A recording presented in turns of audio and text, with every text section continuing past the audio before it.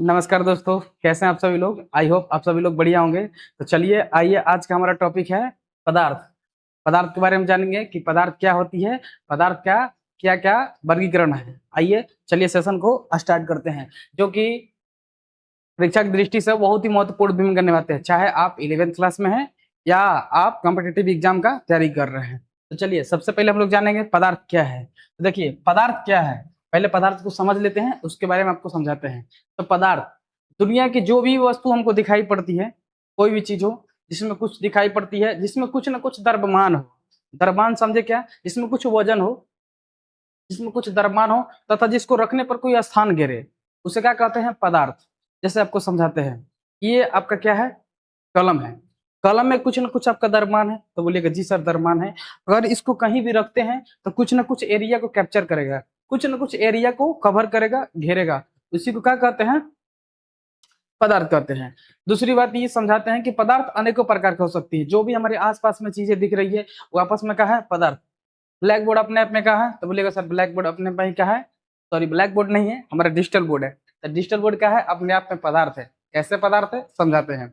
देखिए पदार्थ जो है ये कुछ ना कुछ, इसमें कुछ ना कुछ द्रव्यमान होगा, तो बोलिएगा जी सर कुछ ना कुछ इसके अंदर द्रव्यमान होगा। अगर ये इसको रखे हैं तो कुछ ना कुछ एरिया को कवर किया है, ये इतना एरिया को क्या किया है, ढाका है, ये अपने आप में क्या है, पदार्थ है। जो भी हमारे आसपास में जितनी भी वस्तु दिखती है जिसमें कुछ ना कुछ द्रव्यमान हो, जो स्थान गिरता है, उसे क्या कहते हैं, पदार्थ कहते हैं। तो चलिए इसे लिख लेते हैं और इसके बारे में और भी अच्छे से समझाते हैं, ठीक है। चलिए तो यहाँ पर लिखेंगे हम कि पदार्थ, पदार्थ जिसमें कुछ द्रव्यमान हो, लिखेंगे यहाँ पर जिसमें, जिसमें कुछ द्रव्यमान हो, इसमें कुछ क्या हो, द्रव्यमान हो तथा जो स्थान घेरता हो, क्या करता हो, जो स्थान घेरता हो, जो क्या करता हो, स्थान घेरता हो, जो स्थान घेरता हो, क्या कहलाता है बाबू, पदार्थ कहलाता है। सीधे सा बहुत आसान सा एग्जांपल है, आसान सा इसका परिभाषा है, पदार्थ कहलाता है। क्या कहलाता है, पदार्थ कहलाता है। ऐसा समझ में। चलिए इसका अनेकों एग्जांपल लिख लीजिए। जैसे में अगर आपको लिखना होगा तो जैसे में आप बहुत सारी चीजों को लिख सकते हैं। जैसे जैसे ये पेन है, यहाँ पर लिखिए पेन, पेन हो गया। देखिए यहाँ पर पंखा चल रहा है, यहाँ पर लिखिए पंखा, क्योंकि पंखा भी कुछ ना कुछ एरिया का कैप्चर किया है। जैसे मानव शरीर, हम लोग अपने आप में भी कहा है, हम लोग भी अपने आप में पदार्थ है। क्यों पदार्थ है, क्योंकि हमारे अंदर भी तो कुछ ना कुछ वजन है। तो बोलिएगा जी सर हम लोग भी तो कुछ ना कुछ एरिया को कैप्चर किए हैं, जहां पर खड़े हैं हम तो कुछ ना कुछ एरिया को घेरे हैं। जी सर बोलिएगा बहुत बढ़िया। तो हम लोग भी, मानव शरीर भी अपने आप में कहा है, तो बोलिएगा पदार्थ है। आ रहा समझ में। तो चलिए लिखिए इसको भी, मानव शरीर, क्या लिखिएगा, मानव शरीर, मानव शरीर। बहुत सारी चीजों को लिख सकते हैं मानव शरीर, या आपका टीवी, पंखा, बहुत सारी चीजों को लिख सकते हैं। यहाँ पर लिखेंगे टीवी, आ रहा है समझ में। घर के आसपास ये बोतल दिख रहा है, यहाँ पर लिखेंगे बोतल, बोतल, ये सब अपने आप में क्या है, तो पदार्थ है। आया समझ में, पदार्थ क्या है। चलिए आगे चलते हैं। इसके बाद हमारा आता है, इसके बाद हमारा आता है पदार्थों का वर्गीकरण। इसका मतलब क्या होता है हम आपको समझाते हैं। पदार्थ, पदार्थ का वर्गीकरण देखिए बाबू, एक चीज समझाते हैं। दुनिया में जितनी भी वस्तु आपको दिखती है उसका वर्गीकरण किया जाता है। सब क्या पदार्थ एक जैसा है, तो बोलिएगा नहीं सर सब पदार्थ एक जैसा नहीं है। क्यों नहीं है हम आपको समझाते हैं। देखिए कुछ पदार्थ ऐसी भी है जो ठोस के रूप में रहती है, बहुत बढ़िया। कुछ पदार्थ ऐसी भी है जो गैस के रूप में रहती है। क्यों नहीं रहती है, जैसे ये बताइए पदार्थ है, ठोस के रूप में है कि नहीं है, तो बोलिएगा जी सर ये ठोस के रूप में है। कुछ पदार्थ ऐसी भी होती है जो गैस के रूप में होती है। हमारे घर में जो एलपीजी गैस है वो किसके रूप में रहती है, गैस के रूप में रहती है। कुछ पदार्थ ऐसी भी है जो आपका द्रव के रूप में रहती है, जैसे पानी।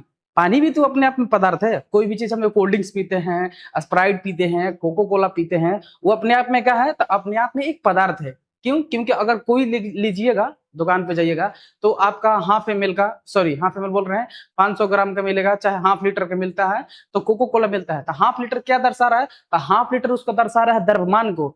उसमें जिसमें हम डाले हैं तो कुछ एरिया को तो कैप्चर किया है, तो उस एरिया को क्या दर्शा रहा है कि वो स्थान को बता रहा है। आ रहा है समझ में? तो बहुत सारी आपको पदार्थ दिखने को मिलेगा जो अलग अलग अवस्थाओं में पाई जाती है। तो वर्गीकरण क्यों किया जाता है? देखिए, वर्गीकरण करने के कारण क्या है कि कुछ पदार्थ आपको ऐसे मिलेगी, कुछ पदार्थ आपको ऐसे मिलेगी जो अगर उसमें हम कोई भी चीज चेंजिंग करते हैं, परिवर्तित करते हैं, तो कुछ पदार्थ ऐसी भी है जो अपनी अवस्था में आ जाती है, लेकिन कुछ पदार्थ ऐसी भी है जिसको कुछ चेंज करने के बाद वो अपनी अवस्था में नहीं आती है। इसका मतलब क्या हुआ? इसका मतलब ये हुआ कि अगर जैसे समझाते हैं, पानी देखिए, पानी को हम क्या काम करते हैं? फ्रीज में रख देंगे। पानी को क्या करेंगे? फ्रीज में रख देंगे। तो फ्रीज में रखेंगे तो पानी की अवस्था क्या था? द्रव के रूप में था। लेकिन वही फ्रीज में रखेंगे तो पानी किसके रूप में हो जाएगा? तो पानी हो जाएगा ठोस के रूप में। किसके रूप में हो जाएगा? ठोस के रूप में। तो उसका अवस्था परिवर्तन हुआ कि नहीं हुआ? तो बोलेंगे जी सर, अवस्था परिवर्तन हुआ। पहले क्या था? ठोस, लेकिन अब क्या हुआ? सॉरी, पहले क्या था? द्रव, अब क्या हुआ? ठोस। तो उसका अवस्था परिवर्तन हुआ कि नहीं हुआ? लेकिन आप सपोज करिए, सोचिए मन में कि वही अगर ठोस को, वही बर्फ को घामा में लेकर रख देंगे, क्या होगा? फिर से पानी बन जाएगा। तो बताइए, उसके अवस्था में कोई परिवर्तन हुआ? तो बोलेगा नहीं सर, उसके अवस्था में कोई परिवर्तन नहीं हुआ। लेकिन अगर कोई भी वस्तु है, अगर कोई भी पदार्थ है, अगर उसमें चेंज कर देते हैं बहुत सारी चीजों को, जिसे मान के चलिए आपको समझाते हैं। जैसे गांव घर में आपका दूध हुआ, दूध को उसमें विनेगर डाल दिए, कोई खट्टा पदार्थ डाल दिए, तो दूध फट जाता है।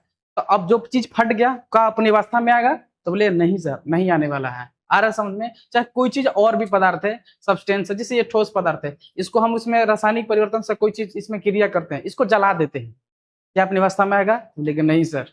तो पदार्थों, बहुत सारी चीजें हैं, पदार्थ को बांटने का मुख्य कारण यही हुआ कि बहुत सारे पदार्थ ऐसी भी है जिसमें चेंज करने के बाद भी अपनी अवस्था में आ जाता है, लेकिन कुछ पदार्थ ऐसी भी है जो चेंज करने के बाद अपनी अवस्था में नहीं आ पाती है। आ रहा है समझ में? तो चलिए देखिए, पदार्थ का वर्गीकरण, पदार्थ का वर्गीकरण दो तरीके का होता है। पहला होता है भौतिकी वर्गीकरण, दूसरा होता है रासायनिक वर्गीकरण। भौतिकी वर्गीकरण मीन्स क्या होता है? भौतिकी वर्गीकरण मतलब होता है उसका अवस्था में परिवर्तित करके देखते हैं। आ रहा है समझ में? रासायनिक वर्गीकरण क्या है अभी समझाते हैं। देखिए, भौतिकी वर्गीकरण क्या है बाबू? तो भौतिकी वर्गीकरण आपका ये है कि अगर अभी लगले समझाएं कि अगर कोई भी इसमें पदार्थ रहता है, अगर इस अवस्था में अगर कोई पदार्थ रहता है, उसमें हम चेंज करते हैं, चेंज करने के बाद क्या होता है कि अपनी अवस्था में पुनः आ जाएगा, तो क्या कहलाएगा? भौतिकी परिवर्तन। जिससे आपको समझाएं कि पानी है, पानी को हम क्या काम करते हैं कि उस पानी को फ्रीज में ले जाकर रख देते हैं, और फ्रीज में रखने के बाद वो क्या काम करता है कि पानी था, पानी से क्या बन गया? ठोस, बर्फ बन गया। तो लेकिन वही बर्फ को फिर घामा में रखेंगे तो क्या बन जाएगा? क्या बनेगा? तो बोले फिर से पानी बन गया। तो फिर से पुनः अपनी अवस्था में आ गया कि नहीं आ गया? तो बोले जी सर, पुनः अपनी अवस्था में आ गया। लेकिन इस क्रिया में क्या होता है? इस क्रिया में पुनः अपनी अवस्था में नहीं आता है। आ रहा है समझ में? तो इसको लिखना है तो आराम से चलिए लिख लीजिए। लिखेंगे पदार्थ की वैसी अवस्था, यहाँ पर लिखेंगे, लिखेंगे पदार्थ की, पदार्थ की ऐसी अवस्था, ऐसी अवस्था, पदार्थ की ऐसी अवस्था जिसमें परिवर्तित करने के बाद या परिवर्तन करने के बाद, जिसमें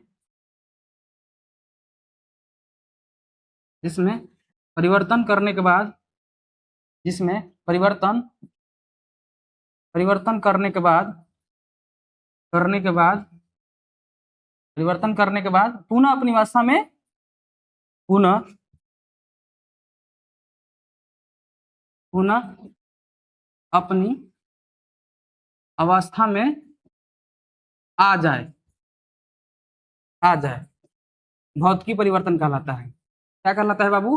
भौतिकी परिवर्तन कहलाता है। भौतिकी परिवर्तन कहलाता है। सीधे इसका अपोजिट लिख लेना है, सीधे इसका अपोजिट लिखना है, जिसे परिवर्तन करने के बाद पुनः अपनी अवस्था में नहीं आए, उसे क्या कहते हैं? रासायनिक परिवर्तन। चलिए थोड़ा सा आगे बढ़ते हैं। देखिए, भौतिकी परिवर्तन के पदार्थ कितनी अवस्था होती है? तो तीन अवस्था होती है। पहला होता है ठोस, दूसरा होता है द्रव, और तीसरा होता है गैस। ठोस, द्रव, गैस, ठोस, द्रव और गैस। चलिए सबसे पहले समझते हैं ठोस क्या है। ठोस आज तक हम लोग पढ़ते आ रहे हैं। ठोस क्या है? जिसका आयतन एवं आकार दोनों क्या हो? निश्चित हो। जिसका आयतन एवं आकार दोनों का हो? निश्चित हो, उसे क्या कहते हैं? ठोस। लेकिन हम आपको बढ़िया डिफिनेशन समझाते हैं। आ रहा है समझ में? कि वैसा पदार्थ जिसका अंतरा आणविक स्थान काफी कम हो तथा उनके बीच अंतरा आणविक आकर्षण बल काफी का हो? मजबूत हो, उसे क्या कहते हैं? ठोस। बोलेगा सर नहीं समझ में, अभी समझाते हैं। देखिए, कोई भी पदार्थ लीजिएगा, उसका आंतरिक संरचना, आंतरिक का मतलब होता है अंदर। जब भी अभी उसका आंतरिक संरचना देखिएगा तो उसके जो मॉलिक्यूल्स होता है, छोटा छोटा कण, परमाणु जो होता है, वो क्या होता है, आपस में इतना अच्छा से जुड़े रहते हैं बंधन बना के कि उसके इधर उधर भागने नहीं देते हैं। इसका मतलब क्या होता है, भागने नहीं देता है तो वो आपस में इतना ज्वाइंट अच्छा मजबूत होता है, प्यार के बंधन में इतना बढ़िया से बनल रहता है कि नहीं इधर उधर भागता नहीं है। अच्छा भागेगा नहीं? बाबू एक बात बताओ, तुमसे पूछते हैं कि अगर किसी के साथ संबंध बहुत ज्यादा है, प्यार बहुत गहरा है, वो कहीं घूमेगा? नहीं घूमेगा। तो उसके पास बल क्या होगा? मजबूत होगा। जैसे आपको समझाते हैं, ये 5 उंगली है, ये 5 उंगली बताइए डिफरेंट डिफरेंट है, सटा सटा नहीं है। इनके बीच मान के चलिए पांचों अपने आप में अणु है, इनके बीच में जो गैप है क्या है? अंतराणविक स्थान कुछ ज्यादा है, लेकिन इसी अंगुली को सटा देते हैं और सटा करके मुट्ठी को बांध लेते हैं। जब मुट्ठी को बांध लेंगे तो बताओ यहाँ पर बल ज्यादा लगेगा कि नहीं? किसी को एक झाप चपेटा मारो या किसको मुट्ठी से मारो, कौन सा ज्यादा चोट लगेगा? तो बोलिएगा सर ये मुक्का से ज्यादा चोट लगेगा। आ रहा है समझ में ना? तो कोई भी चीज याद रखना, ये मजबूत हो गया, ये मजबूत नहीं है। क्यों? क्योंकि इनके बीच जो आंतरिक आणविक स्थान है काफी क्या है? काफी क्या है? ज्यादा है। लेकिन इसके बीच क्या है? कम है। जब कम है तो बल ज्यादा, ज्यादा है तो बल कम। इसका अपोजिट सोचना है। आ रहा है समझ में? इसे क्या कहते हैं? क्या कहते हैं बाबू? ठोस कहते हैं। जैसे क्या होता है? ईंट, ईंट मजबूत होता है कि नहीं होता है? तो बोलिए जी सर मजबूत होता है। पेन, पेन भी मजबूत है जरूर।